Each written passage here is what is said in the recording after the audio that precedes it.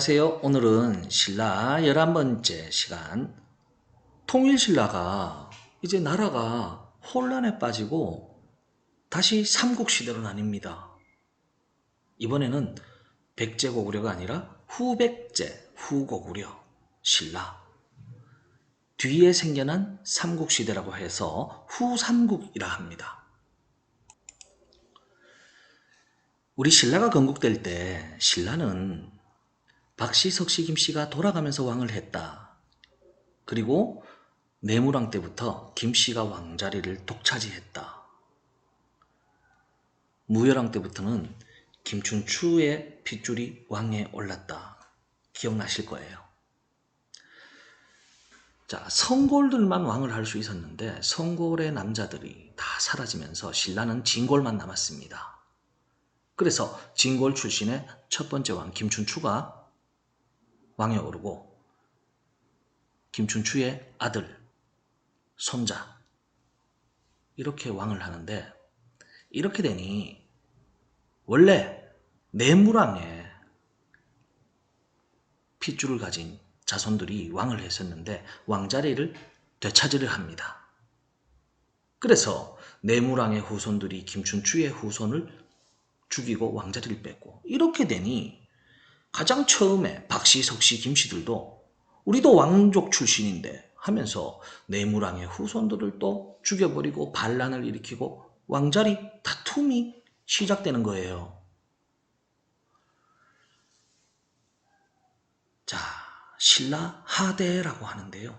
신라의 역사가 끝이 나는 부분이라 해서 하대라고 하는데 이때는 150년 동안 20명의 왕들이 바뀌는 아주 혼란한 시대가 시작이 됩니다. 여러분 그럼 여기서 신라의 왕 자세하게 알 필요는 없지만은 선생님이 여러분들 쉽게 기억할 수 있도록 몇몇 왕, 정말 중요한 왕들 정리 좀 해드릴게요. 여러분들 데칼코마니가 뭔지 알죠? 화면 가장 밑에 보면은 자 그림으로 보여주면은 이해가 갈 거예요. 자, 이런 형식으로 신라의 왕을 기억하면 쉽습니다. 신라는 상대, 중대, 하대 크게 세 부문으로 나뉩니다. 상대는 신라가 건국이 되어서 한강을 차지해서 성장하는 과정까지고 중대는 삼국 통일을 해서 문화가 발전하고 하대는 왕자리를 차지하기 위해서 치열하게 다투는 사회가 혼란하고 멸망하는 과정입니다. 그럼 일단 하대는 혼란해서 멸망하니까 이 부분은 중요하지 않아요. 상대 박씨, 석씨, 김씨가 돌아가면서 왕을 합니다. 그러다가 내무랑 때 김씨들이 왕자리를 독차지합니다. 이때 지증왕, 법흥왕, 진흥왕. 지증왕 배불리 먹고 법흥왕 법과 제도를 만들어 불교를 공인해서 사람들을 단합하고 진흥왕 전진하라 영토를 넓히자. 이 세 명의 왕. 자, 그런데 골품제도 때문에 성골들만 왕을 할 수 있었기 때문에 성골의 남자가 다 죽어서 선덕여왕, 진덕여왕이 등장하고 이제 성골이 모두 다 죽어. 그러니 진골 출신의 첫 번째 왕, 무열왕 김춘추가 왕에 오르고 무열왕의 아들 문무왕, 문무왕의 아들 신문왕, 무열, 문무, 신문. 자, 무열왕의 핏줄들이 왕에 오릅니다. 이때를 보고 중대라고 합니다. 신라는 무열왕의 핏줄, 즉 김씨니까 무열김, 무열김입니다. 선생님이 이렇게 표현했어요. 무열김들을 중심으로 박석김, 내물김이 데칼코마니를 만들고 있습니다. 자, 많은 글자가 적혀 있는데 복잡하게 기억할 필요 없어요. 무열김을 중심으로 박석김, 내물김이 왼쪽과 오른쪽에 데칼코마니 이거 기억하시고요.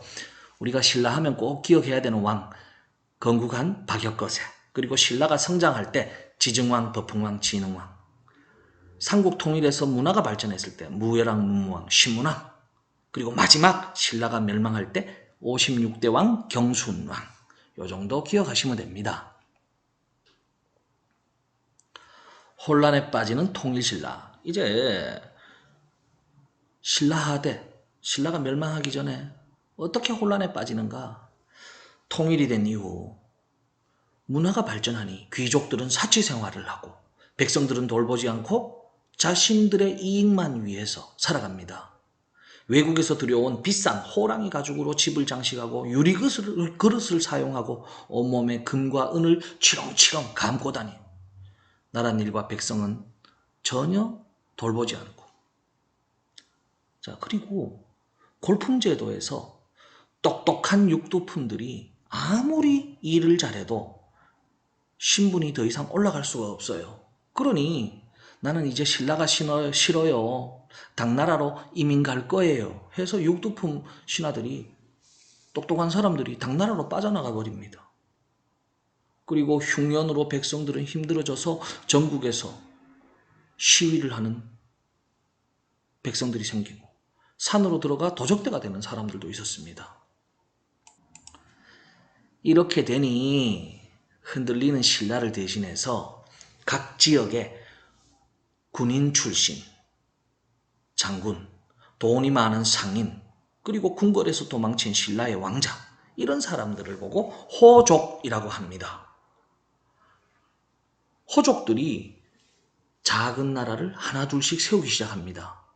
그래서 옛날 백제의 땅에는 견훤이 세운 후백제, 옛 고구려 땅에는 궁예가 세운 후고구려, 그리고 신라는 다시 작아져서 이렇게 후삼국시대가 되는 것입니다.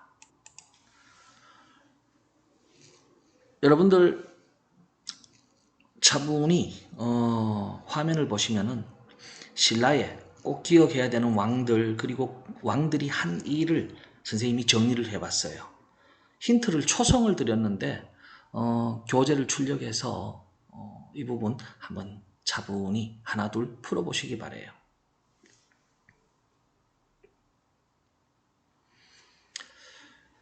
신라를 총정리하는 퍼즐이에요. 이 퍼즐은요, 원래 이제 중학교에 들어간 선생님한테 2년 정도 배운 장양초등학교, 포항입니다. 포항 장양초등학교를 졸업한 배소정 학생이 직접 문제를 냈습니다. 여러분들도 공부 열심히 해서 이런 문제 한번 만들고 해봐요. 이 친구가 한국사 검정능력시험 3번 연속 1급에 합격했습니다. 자, 신라 퍼즐놀이 역시 교재 출력해서 차분히 풀어보시고요. 정답은 선생님이 지금 불러드릴게요.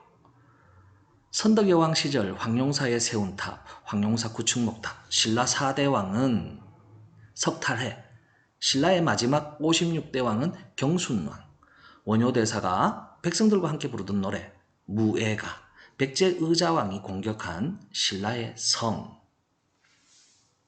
대야성 전투, 황산벌에서 죽은 신라의 화랑 관창, 무열왕, 문무왕, 신문왕, 무열, 문무, 신문. 신라의 신분제도는 골품제도, 백제의 마지막 수도는 사비성. 자, 새로 힌트입니다. 신라에서 가장 오래된 석탑, 분황사 모전 석탑. 김대성이 세운 부처님의 나라 불국사. 신문왕이 넓은 나라를 다스리기 위해 전국을 구주오소경으로 나눴죠. 불국사 3층 석탑의 다른 이름 석가탑. 진흥왕이 세운 북한산 순수비. 신라의 화랑 관창 김유신, 그리고 사다함. 삼국 통일을 이룩한 왕 문무왕이죠. 진흥왕이 멸망시킨 가야는 대가야. 에밀레종의 원래 이름은 성덕대왕 신종. 신문왕 때 관리들에게 월급을 주는 제도 관료전. 이거 어려워요. 신라의 영토를 가장 넓혔던 왕, 한강유역을 차지했던 왕 진흥왕. 신라의 신분 중 가장 높은 귀족 성골이 되겠습니다. 자, 신라 수업 이것으로 마치겠습니다. 여러분들 방금 한 이 강의 굉장히 복잡하고 어렵지만 여러분들 두세 번 반복해 들으시면은 이해가 쉽게 될 것 같아요. 고생하셨습니다.